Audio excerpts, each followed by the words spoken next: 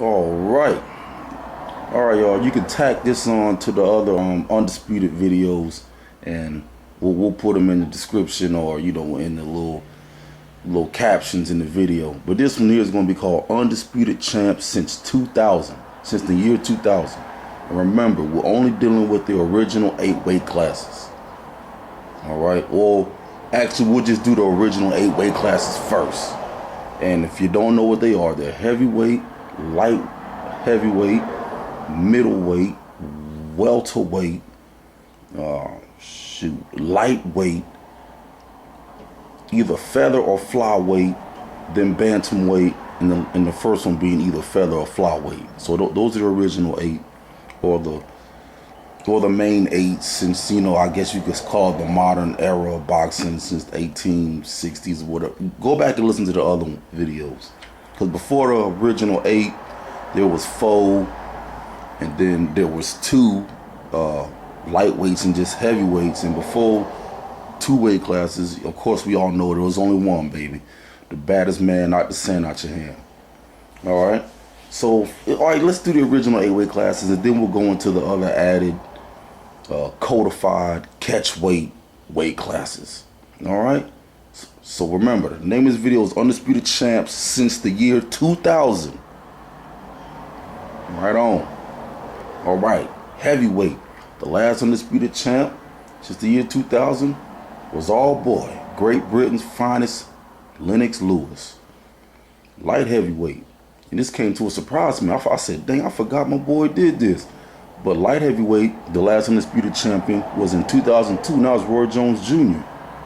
I remember him moving up to heavyweight, fighting Ruiz, but I don't remember him fighting any matches at light heavyweight. Then he sucked weight back down, got his behind toe up. I was listening to an interview that Dante's Boxing Nation was having with Virgil Hunter, and he was talking about that. I always tell my students that, say, hey, look, man, if you're gonna go up a weight class and you're gonna wrestle, let's say 6-7 months, or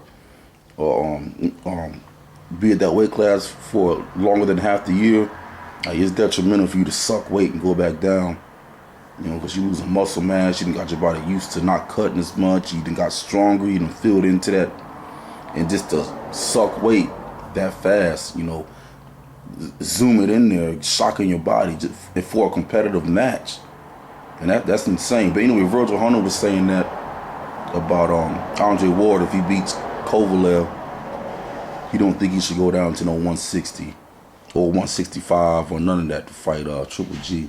And I totally agree with that.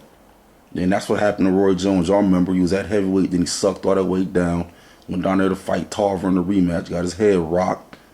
Anyway, last undisputed champs since 2000 at middleweight.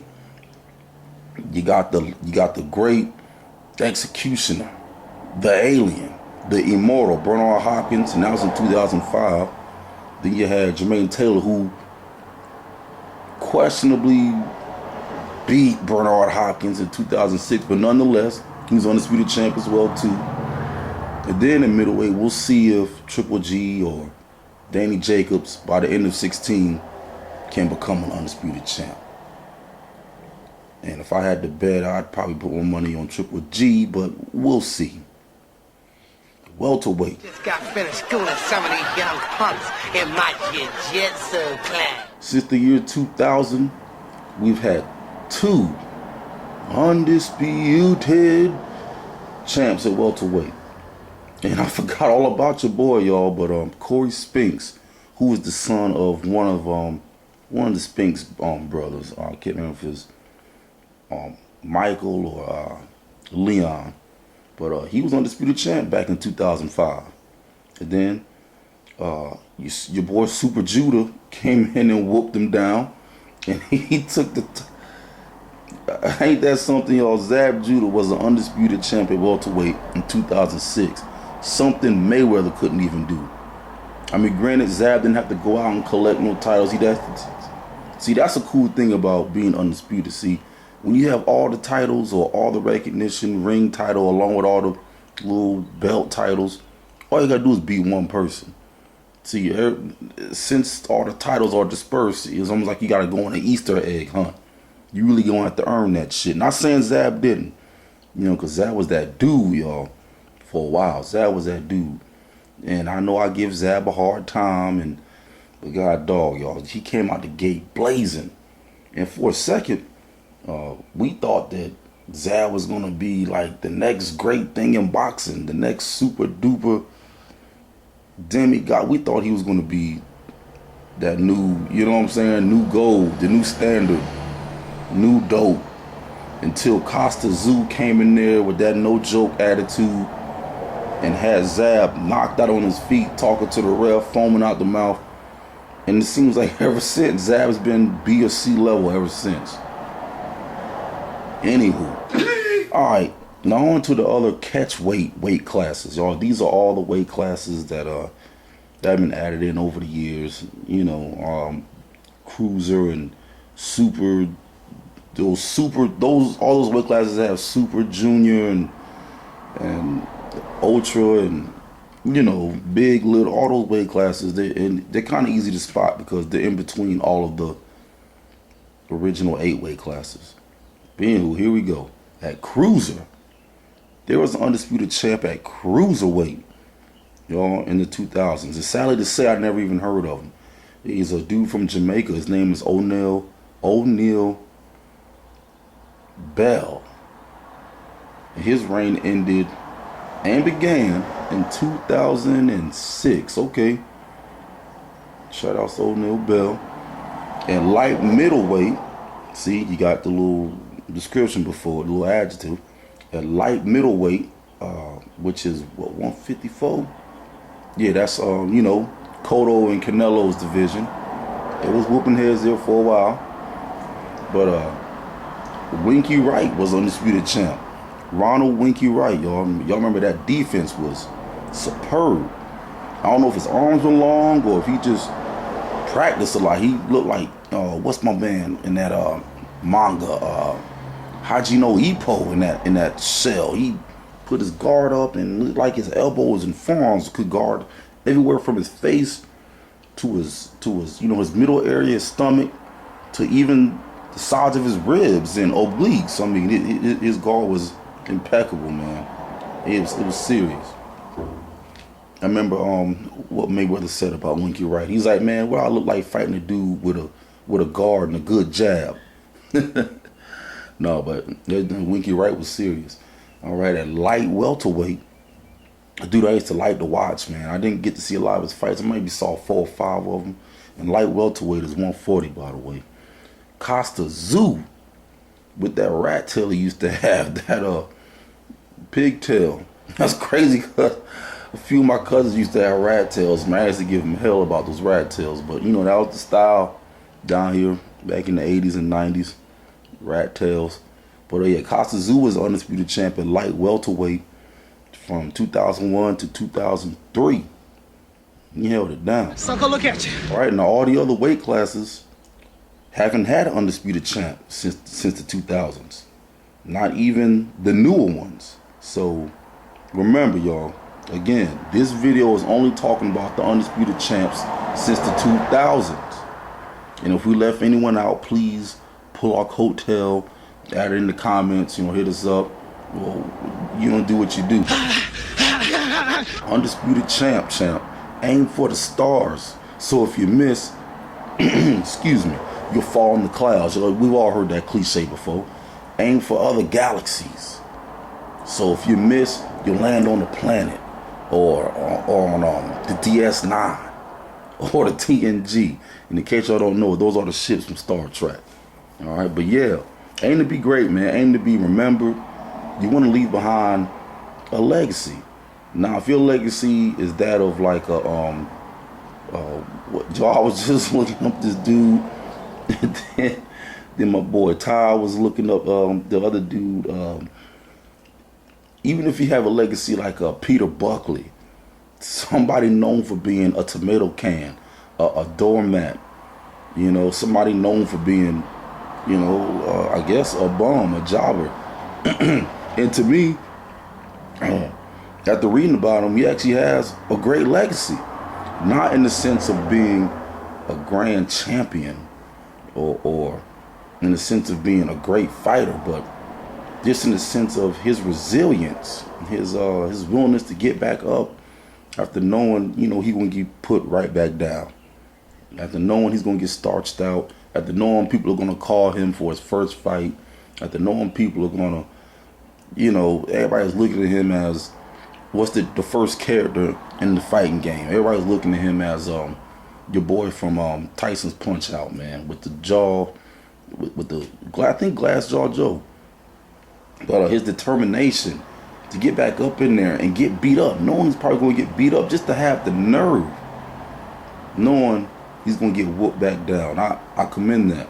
And if y'all think about it, fighters like Peter Buckley and Reggie Strickland, and there's a handful more of them, they are known better or just as well as some of our great champions of old.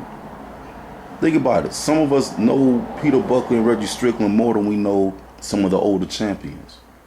And combined, y'all, get this. Combined, these jokers have over 250 losses. Excuse me, not combined. A piece. Peter Buckley has at least 250 and Reggie Strickland has at least 250. And I think one of them has like 292 and the other one has something 276 something, but they both have over 250 losses, y'all. Shoot, one of them even has some great ceremony in their honor, some type of honorary prize or some type of maybe it was a Hall of Fame ceremony, but you know, they did it over there in Great Britain. It's crazy but true. Y'all remember even your boy Brooklyn Brawler was inducted into the WWE Hall of Fame. He was nothing but a jobber his whole career. I remember when The Rock was Rocky Maivia. I think that was the first match I watched to him. And he came in there and did this little raggedy shoulder breaker. It was against the Brooklyn Brawler. Yeah. Oh, shoot. Sucker, look at you. Furthermore, you want to leave behind some sort of legacy, whether it be great in the positive direction, as in knocking folks out, or being undisputed, or having the most fights, or you can be great in the so-called negative direction, having the most losses, you know, having the most concussions, you know, fighting in the most decades, you know, fighting over the hill. Whatever it is, you want to leave something, just leave some type of legacy for your, you know, for the people after you, man. Let's say it's your art, you want to leave it for the people after you. If you got children and you got family and folks, you know, leave something that they can, you know, push ahead, something they could possibly sustain, something that they can flourish off of. All right? And if you can't do that, then at least start something that someone else can finish and build off of. And if you're not undisputed, I know we talk about this all the time, but we gotta say it because it's in this video series. If you're not undisputed, then don't tell me that you're greater than someone who was. Maybe you're a better boxer, yes. Maybe you have more skills, yes. Maybe you have more money, yes. Maybe you're a bigger social influence, etc., etc., etc. But if you didn't beat the man or men to acquire all them titles, to be undisputed, I don't want to hear it. Now, this may be the wrong approach to have. But if you're not undisputed like Dick Tiger, or like Pernell Whitaker, or like Sugar Ray Leonard, or like Carmen Basilio, or like Joe Gans, or like Jack Dempsey, you know, then hush. Hush him out. Now, at the moment, Sergey Kovalev, Adonis Stevenson, Danny Jacobs, Triple G, and correct me if we wrong. I think these men are the closest to being undisputed champions right now. Granted, if they fight each other, because technically they only have to defeat one person, or maybe two. They gotta go back and look to become the undisputed champ. If Stevenson beats Kovalev, he's undisputed. If Kovalev beats Stevenson, he's undisputed. If Triple G, I think, does Triple G have all the titles? Does he have the super title in one and the lower? Anyway, Just look it up. I think these dudes are the closest to being undisputed. What was that one dude, Saunders, out in UK? He's either gonna have to vacate his title or fight either the winner of Dana Jacobs and Triple G. And I'm sure there's probably a few other champions that only need to fight 1 or 2 more fights to be undisputed. You shouldn't be on the phone anyway. You should be practicing on your art. Just do what you gotta do. Do what you gotta do to be who you gotta be. And that's great, baby. That's great. We love boxing.